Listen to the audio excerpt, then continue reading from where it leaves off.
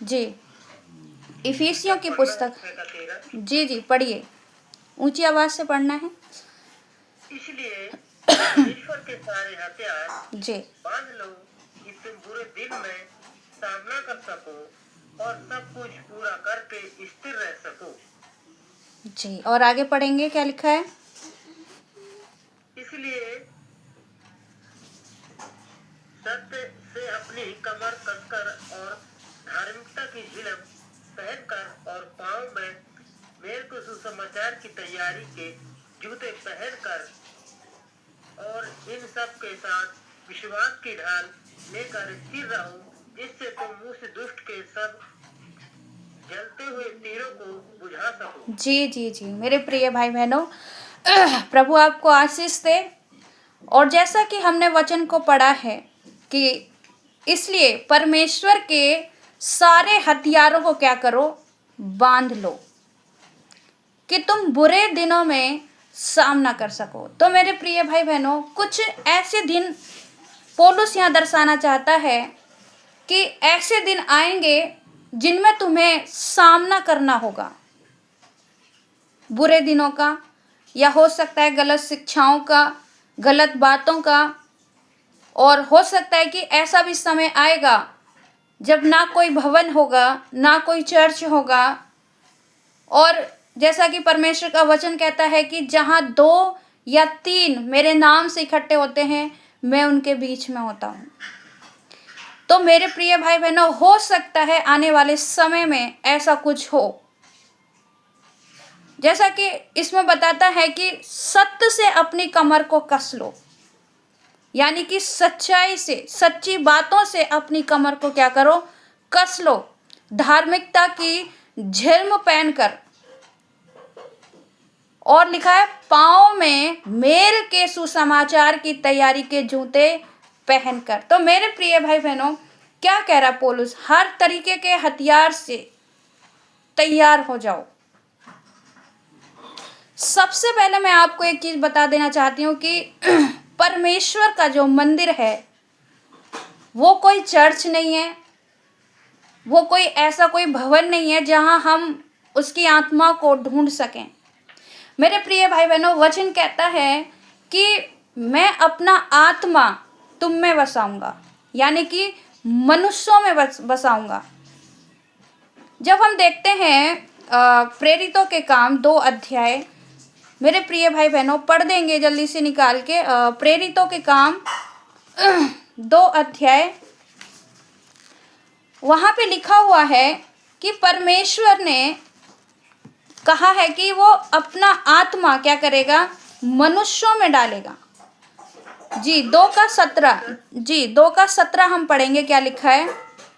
परमेश्वर कहता है जी कि अंत के दिनों में जी ऐसा होगा कि मैं अपना आत्मा सब मनुष्यों पर उड़ेलूंगा और तुम्हारे बेटे और तुम्हारी बेटियां भविष्यवाणी करेंगी जी जी जी और जी तुम्हारे जवान दर्शन देखेंगे और तुम्हारे पुरानी सपन देखेंगे। जी, मेरे प्रिय भाई बहनों, यहाँ पे प्रेरितों के काम में यहाँ पौलुस साफ साफ कह रहा है कि अंत के दिनों में ऐसा होगा कि परमेश्वर अपने आत्मा को हर एक मनुष्य पर प्रकट करेगा, हर एक मनुष्य में डालेगा, ताकि वो परमेश्वर से बात कर सके, दर्शनों को देख सके, भविष्यवाणी कर सके। मेरे प्रिय भाई बहनों याद रखिए, तो तैयार होना पड़ेगा। परमेश्वर का आत्मा मेरे प्रियो किसी चर्च में नहीं है, किसी भवन में नहीं है, वो स्वयं मनुष्य के अंदर है, वो मनुष्य के अंदर वास करता है। जैसा कि वचन कहता है, जब हम देखते हैं कि पहला कुरिन्थियों की पुस्तक जब हम निकालते हैं तो वहां पे लिखा हुआ है 3:16, यहाँ लिखा हुआ है। जी भैया पढ़ेंगे, क्या लिखा है? पहला कुरिन्थियों 3 अध्याय और उसका 16। जी पहला 16।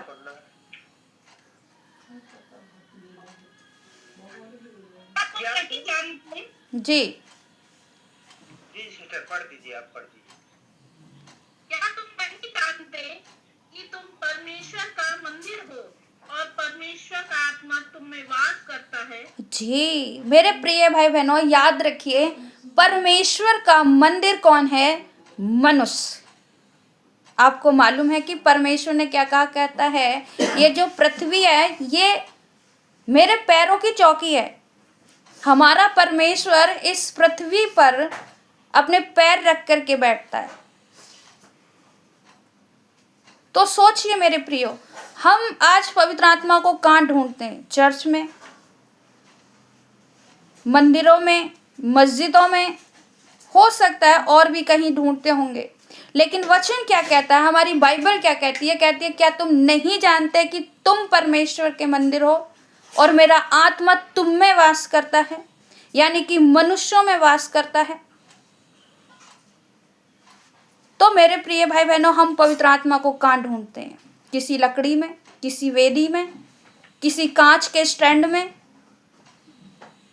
हो सकता है कि आज हम पास्टर में ढूंढते हैं पवित्र आत्मा। हमारा विश्वास कहाँ है? यिर्मयाह कहता है, यिर्मयाह की पुस्तक में परमेश्वर कहता है कि तू मुझसे बात कर, तू मुझसे प्रार्थना कर, मैं तेरी सुनूंगा और बहुत सी ऐसी कठिन कठिन बातें, अद्भुत अद्भुत बातों को मैं तुम्हें बताऊंगा। तो मेरे प्रिय भाई बहनों, आज परमेश्वर से हमें जरूरत है कि हम बात करें, उससे प्रार्थना करें। इतना बड़ा परमेश्वर मेरे प्रियो, वो आपके हृदय में बस जाएगा। सोचिए मेरे प्रियो। तो जैसा कि पौलुस कह रहा है कि तैयारी के जूते पहनकर, तो मेरे प्रिय भाई बहनों, जूते पहनकर हम परमेश्वर का काम कर सकते हैं, क्योंकि हम उसके मंदिर हैं और पवित्र आत्मा हमारे हृदय में वास करता है, ना कि किसी चर्च में, ना कि किसी संस्था में। परमेश्वर का आत्मा वहां वास करता है। वचन कहता है, जहां 2 या 3 मेरे नाम से इकट्ठे हो जाते हैं, मैं उनके बीच में होता हूं। अब चाहे तुम चर्च में इकट्ठे हो जाओ, फिर चाहे तुम घर में इकट्ठे हो जाओ, फिर चाहे तुम रोड पे इकट्ठे हो जाओ, तुम कहीं भी पृथ्वी पे कहीं भी इकट्ठे हो जाओ, पवित्र आत्मा वहां है और पवित्र आत्मा तुम्हारे अंदर है। अपने अंदर तुम पवित्र आत्मा के मंदिर हो, तुम परमेश्वर की वेदी हो। आज हम खुद को साफ ना करके हम वेदी को साफ करने में लगे पड़े, खुद को पवित्र ना करके हम वेदी को पवित्र करने में लगे पड़े। जी मेरे प्रिय भाई बहनों, चेलों के साथ यीशु हमेशा रहा करता था और हमेशा उससे बातचीत करता रहता था, हमेशा अपने चेलों को दृढ़ करता रहता था। सोच के देखिए मेरे प्रियो, वो परमेश्वर, वो प्रभु यीशु मसीह हमेशा अपने चेलों के साथ किस वेशभूषा में रहा करता था? कभी सोचा हमने? जी कभी सोचा? लिखा है ना कि तुम पवित्र आत्मा के मंदिर हो। जो कोई मेरे मंदिर को नष्ट करेगा तो परमेश्वर उसे नष्ट करेगा, क्योंकि परमेश्वर का मंदिर पवित्र है और वह तुम हो। जी वो तुम हो। तुमको पवित्र होने की आवश्यकता है, मनुष्यों को पवित्र होने की आवश्यकता है मेरे प्रियो। आज चर्च बनाने पे झगड़ा, आज बहुत सारी चीज़ों पे झगड़ा, ईश्वर के नाम से भवन बनाने में झगड़ा। मेरे प्रिय भाई बहनों, परमेश्वर ने अपना मंदिर खुद बना के भेजा है। हम मनुष्यों की क्या ही औकात कि हम उसके लिए भवन बना सकें या उसके लिए पृथ्वी पर एक बहुत बड़ा चर्च बना सकें। मेरे प्रिय भाई बहनों, याद रखिए, उसका आत्मा मनुष्य और मनुष्य को परमेश्वर ने मंदिर कहा है। और मेरे प्रिय भाई बहनों, हम आज चर्च में पवित्र आत्मा को ढूंढते हैं, परमेश्वर को ढूंढते हैं। और वचन कहता है, जहां तुम 2 या 3 मेरे नाम से इकट्ठे होते हो, मैं तो वहां तुम्हारे बीच में आ जाता हूँ। मैं तो वहां तुमसे बात करने के लिए आ जाता हूँ।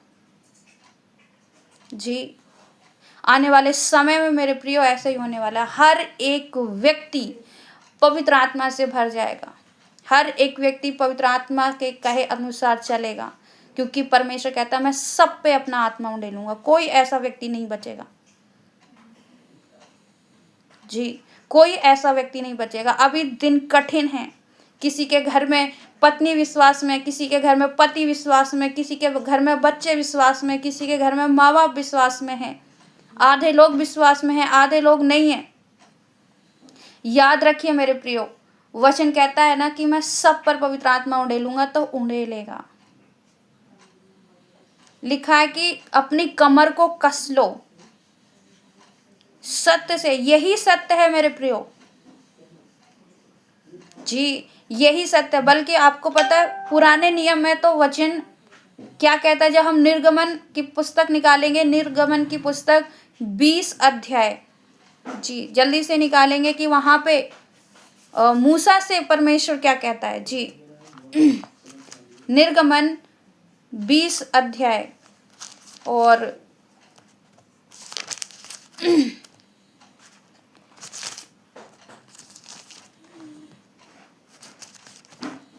जी, निर्गमन 20 अध्याय और उसका 25वां आयत क्या क्या लिखा है जी, पढ़ेंगे। क्या लिखा है वेदी के विषय में जी।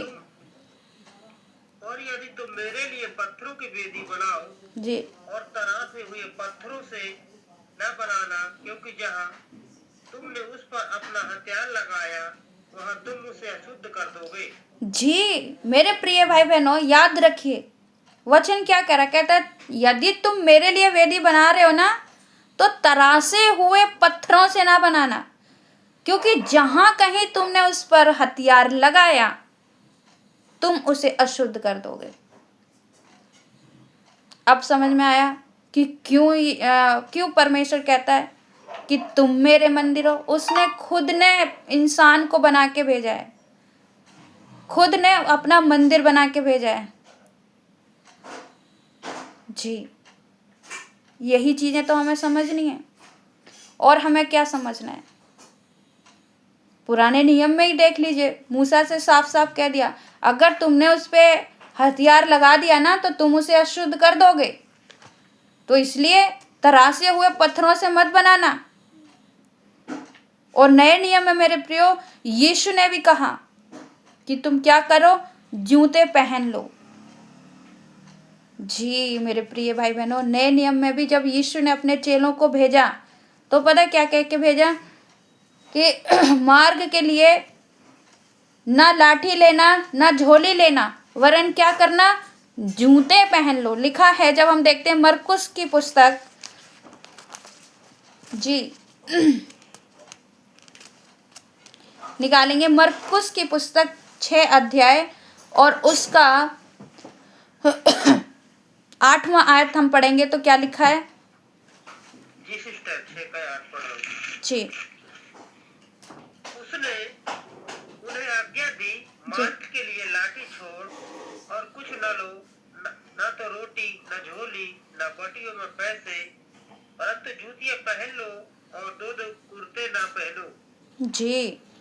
तो मेरे प्रिय भाई बहनों, यहाँ यीशु क्या कह रहा है, मार्ग के लिए लाठी को छोड़ और तुम्हें कुछ नहीं लेना है, ना रुपए ना रोटी ना झोला, कुछ भी नहीं लेना है, वरन क्या करना है, जूते पहन के तैयार हो जाओ जी।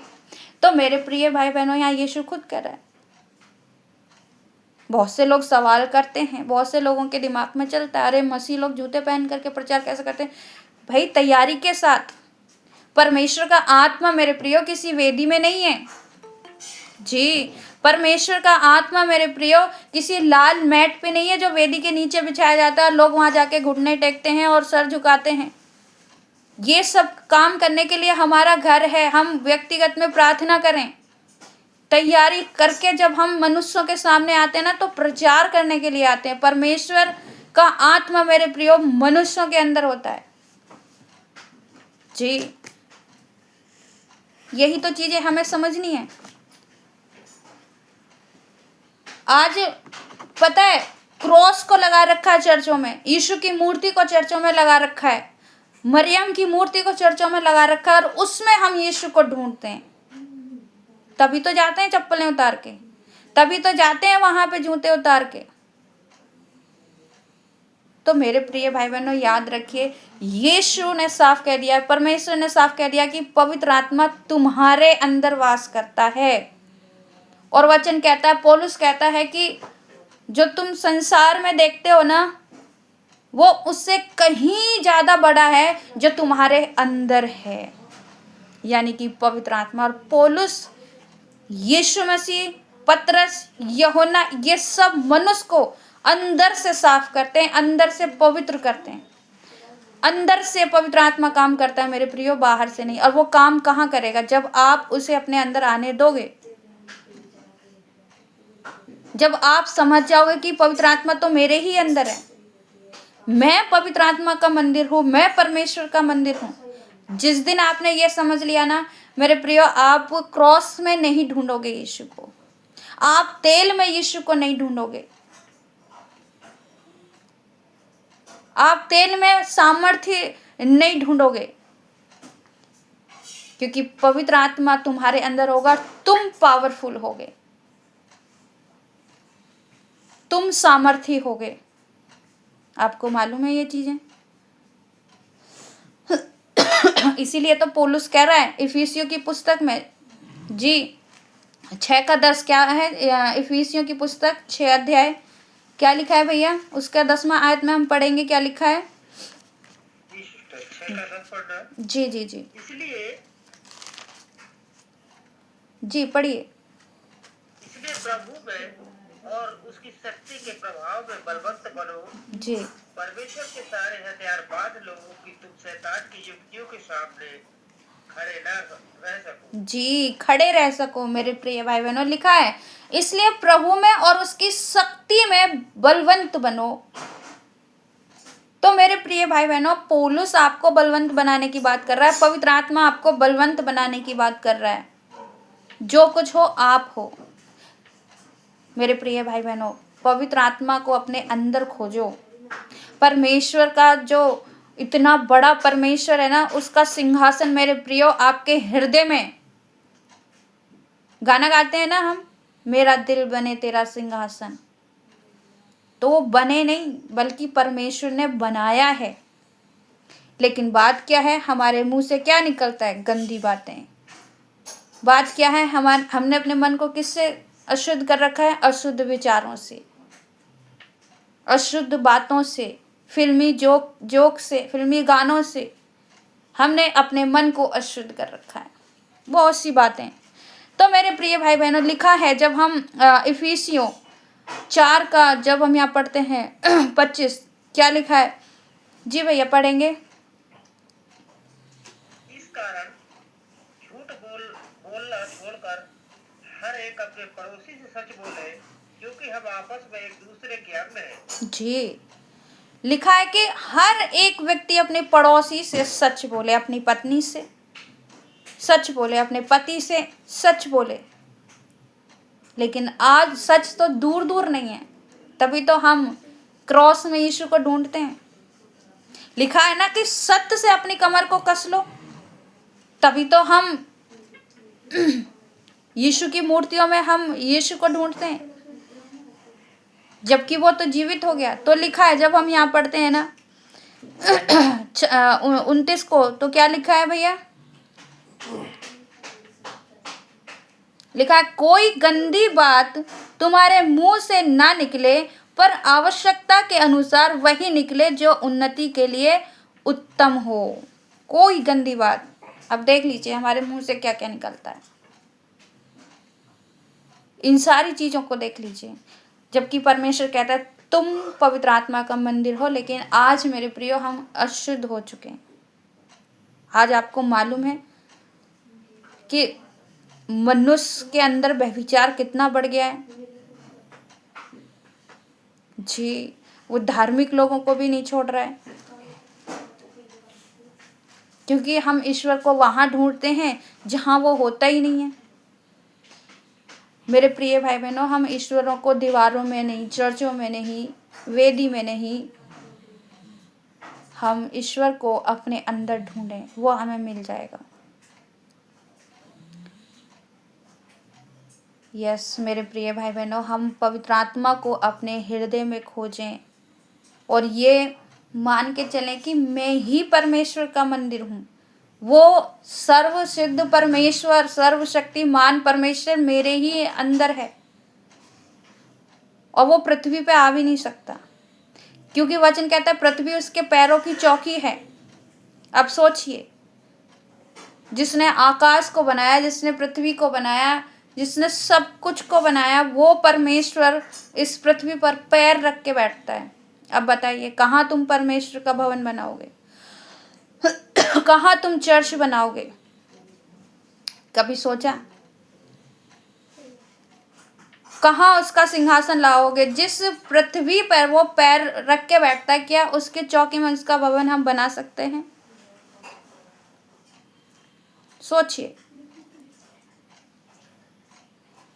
तो मेरे प्रिय भाई बहनों, हाँ बना सकते हैं। कहाँ? अपने हृदय में। अपने हृदय में उसका जो सिंहासन है ना, उसमें जगह दो उसको। लेकिन उसमें मेरे प्रियो हमने बहुत सी चीज़ों को जगह दे रखी है, बहुत सी बातों को जगह दे रखी है। तभी तो आज हम वेदी पे जाकर के सर टेकते हैं। क्यों? क्योंकि हमको लगता है पवित्र आत्मा वहीं हमारे साथ है। वो हमारे साथ नहीं है मेरे प्रिय, वो हमारे अंदर है। बहुत से लोग आपको यही सिखाएंगे, ओ वेदी के पास जाओगे तो वहां पवित्र आत्मा का विराजमान रहता है, वहां पे यीशु मसीह रहता है। तो मेरे प्रिय भाई बहनों, यीशु मसीह वहां विराजमान नहीं रहता है, यीशु मसीह रहता है तुम्हारे अंदर। लिखा है ना, जब पवित्र आत्मा आएगा, जब सत्य का आत्मा आएगा, तो तुम सत्य को जानोगे और सत्य तुम्हें स्वतंत्र करेगा। तो यही तो है सत्य। इन्हीं चीजों में पहले भी कलीसिया खो रही थी, कुरिन्थियों की कलीसिया मेरे प्रियो। जैसे कि आप लोग जानते हैं, बवाल मचा हुआ है सर पे दुपट्टे का। आप लोग जानते हैं, बवाल मचा है कि स्त्री पास्टर बन सकती है, नहीं बन सकती है। बवाल मचा हुआ है मेरे प्रियो, स्त्री मेकअप कर सकती है, नहीं कर सकती है। बवाल है ये। मैंने कहा ना, ऐसी ही बातों पे आज प्रचार होगा। तो मेरे प्रिय भाई बहनों, इन सारी चीजों को लोग नहीं समझ पा रहे हैं कि जिस परमेश्वर ने स्त्री को पहले से ही सर ढक दिया है, पहले से ही उसके बाल बना के उसको ठीक ठाक बनाया है, तो उस पर ऊपर से क्या नई बात लगानी है? जबकि वचन कह रहा है कि ये ना मेरी मर्जी है, ना परमेश्वर की मर्जी है, ये कलीसियाओं की मर्जी है। तो मेरे प्रिय भाई बहनों, सोच के देखिए, पौलुस इन्हीं चीजों को तो ठीक कर रहा है, लेकिन हम इन चीजों को ठीक करना नहीं चाहते। हम उन्हीं चीजों में अटके रहना चाहते हैं और अटका के रखते भी हैं।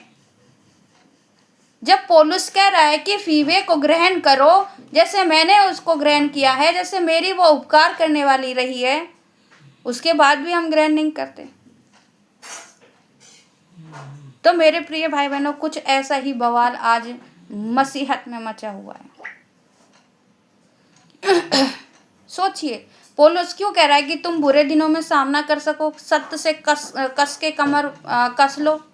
क्यों कह रहा है पौलुस? ऐसे समय आएंगे मेरे प्रियो, बहुत से अद्भुत ऐसी बातें आएंगी निकल करके, क्योंकि वचन कहता है कि भरमाने वाले भेड़िए उठ खड़े होंगे। कुछ लोग तो यहाँ तक कहेंगे मैं ही यीशु हूँ, और अभी चल भी रहा है। मेरे प्रियो, शैतान आएगा स्वर्ग से, पता है, आग को उतार देगा, सबके सब मन भटका जाएंगे, सबके सब विश्वास से भटक जाएंगे। क्योंकि आजकल जो निगाहें हमारी रहती है ना चिन्ह चमत्कार पे, आजकल जो हमारी निगाहें रहती है ना देखने वाली वस्तुओं पर विश्वास करने की, वो सब भटक जाएंगे। तो मेरे प्रिय भाई बहनों, इन चीज़ों से कब बाहर आओगे? तो वचन कह रहा है ना कि जूते पहन लो तैयारी के, खुद को तैयार कर लो, अभी से सत्य से रूबरू हो जाओ, झूठ की जिंदगी मत जियो मेरे प्रियो। अगर हम मसीह में आने के बाद भी हम झूठ में दिखावे की जिंदगी जी रहे हैं, तो फिर हमारा कोई फायदा नहीं सत्य को जानने का, कोई फायदा नहीं। हम मसीह में नहीं कहलाएंगे कि हम नई सृष्टि हैं।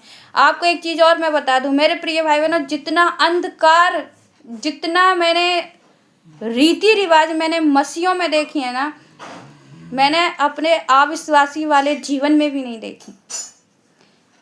जी बिल्कुल, जबकि बाइबल ने हमें स्वतंत्र कर दिया, वचन को हम सब जानते हैं, उसके बाद भी मेरे प्रियो हम सत्य से बहुत दूर हैं, बहुत ज़्यादा दूर हैं।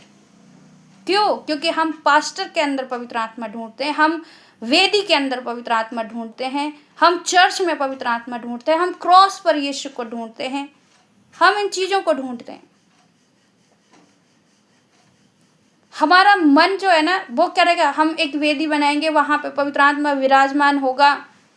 वचन कह रहा, अरे मूर्ख, मैं तो तेरे अंदर हूं, मैं उस लकड़ी के अंदर क्या करूंगा? वो बोलेगी थोड़ी ना, मैंने तुझे बनाया है, तू बोल सकता है, मैं तेरे अंदर वास करूंगा, क्योंकि मुझे काम करना है। लिखा है ना कि पवित्र आत्मा जब आएगा तो तुम्हें मेरी बातों में से सब कुछ सिखाएगा। तो पवित्र आत्मा को क्या चाहिए? बोलने वाली वस्तु चाहिए, और बोलने वाला वस्तु परमेश्वर ने बना दिया इंसान, मनुष्य। उसी के अंदर मेरे प्रियो पवित्र आत्मा है। लेकिन अब उस पर तो पाबंदी लगा देते हैं लोग, लेडीज़ों को बोलते हैं सभा में चुप रहो। जी, तो मेरे प्रिय भाई बहनों, फिर पौलुस की हम एक बात को भूल जाते हैं, जिस वचन में पौलुस कहता है कि आत्माओं को ना बुझाओ। तो कलेशिया में देख लीजिए, बहुत से पासवान नहीं चाहते कि स्त्री पास्टर बने, आत्मा बुझी पड़ी है, तो वो जीत किसको रहे हैं? फिर अगर उनसे ये पूछा जाए कि तुम क्या जीत रहे हो, सोचिए, अगर उनसे ये पूछा जाए कि क्या स्त्रियों के लिए अलग से यीशु क्रूस पर चढ़ेगा? सोच के देखिए मेरे प्रियो, जवाब नहीं दे पाएंगे। क्यों? यही कहेंगे यीशु मसीह तो चढ़ गया क्रूस पर, बार बार थोड़ी ना आएगा। जब बार बार नहीं आएगा, आत्मा एक जैसा है, यीशु एक जैसा है, फिर हमारे दिमाग में, हमारे मन में दो जैसी बात क्यों? जबकि स्त्री पुरुष में से ही निकली है।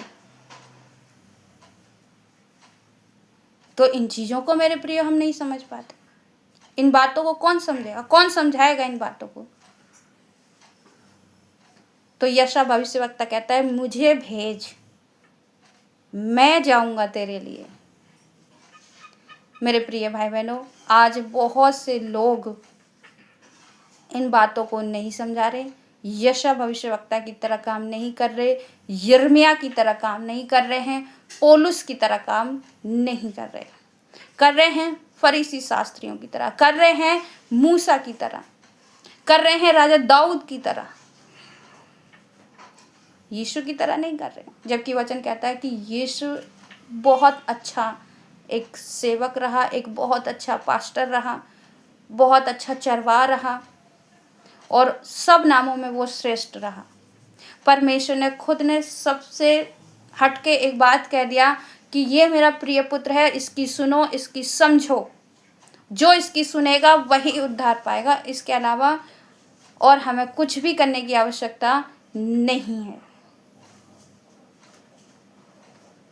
तो मेरे प्रिय भाई बहनों, बहुत सी ऐसी चीज़ें आज कलीसियाओं में लागू हैं। बताओ, सरसों के तेल में यीशु को ढूंढने के लिए तैयार है, उसकी सामर्थ को ढूंढने के लिए तैयार है, लेकिन वो पवित्र आत्मा कहता है मैं तेरे अंदर हूँ, मैं तुझे सामर्थ्य दूंगा, उसमें हमको भरोसा नहीं है। पता क्यों नहीं है? क्योंकि पास्टर अनाउंस करता है कि इतने तारीख को, इस दिन को अभिषेक की प्रार्थना होगी, सरसों का तेल अभिषेक का बनाया जाएगा, गाढ़े अभिषेक का बनाया जाएगा, उतरेगा, पवित्र आत्मा उतरेगा और तुमको छुएगा। ये सब चल रहा है। तो कब सत्य को जानोगे मेरे प्रियो?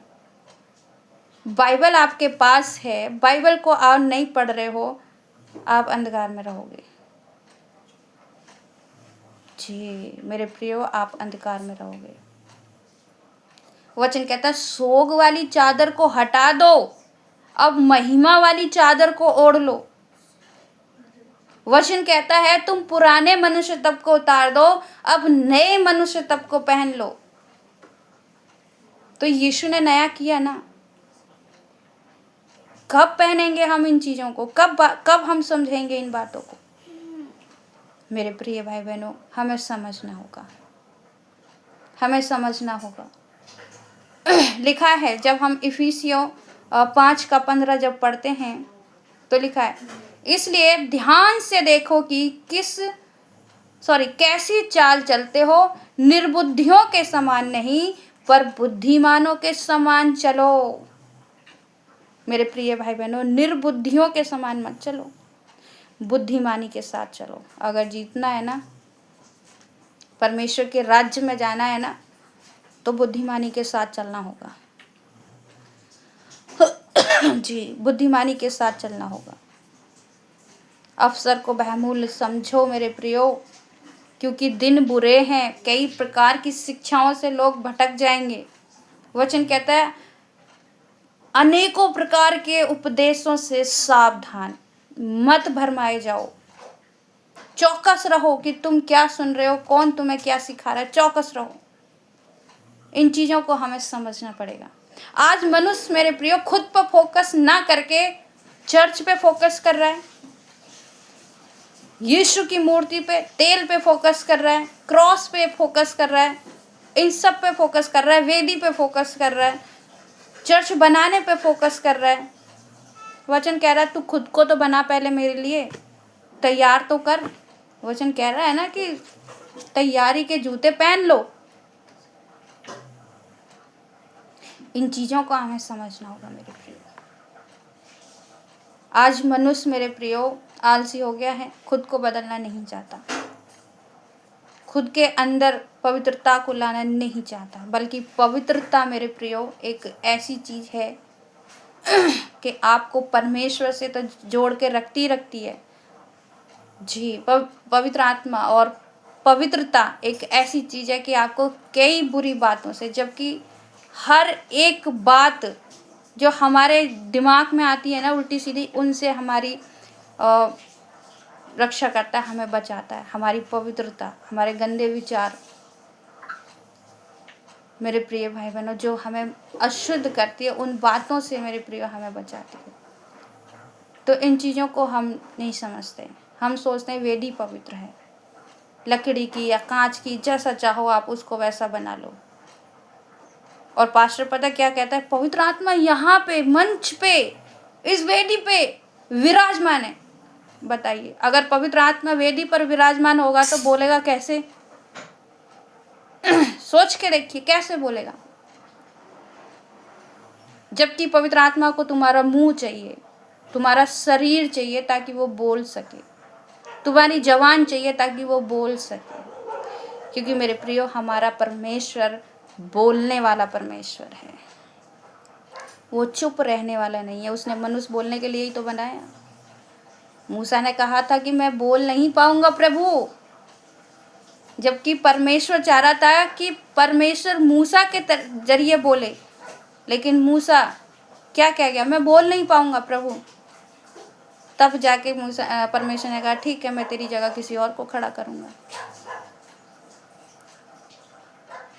तो मेरे प्रिय भाई बहनों, बोलने के लिए तैयार हो जाओ। पवित्र आत्मा को एक ऐसा मंदिर चाहिए, एक ऐसा मनुष्य चाहिए जो बोल सके, फिर चाहे वो स्त्री हो या पुरुष हो, उससे कोई फर्क नहीं पड़ता। क्योंकि यीशु दोनों के लिए बराबर मरा। तो प्रभु आप सभी को बहुत बहुत आशीष दे इस बड़े वचन से। आइए हम प्रार्थना करेंगे।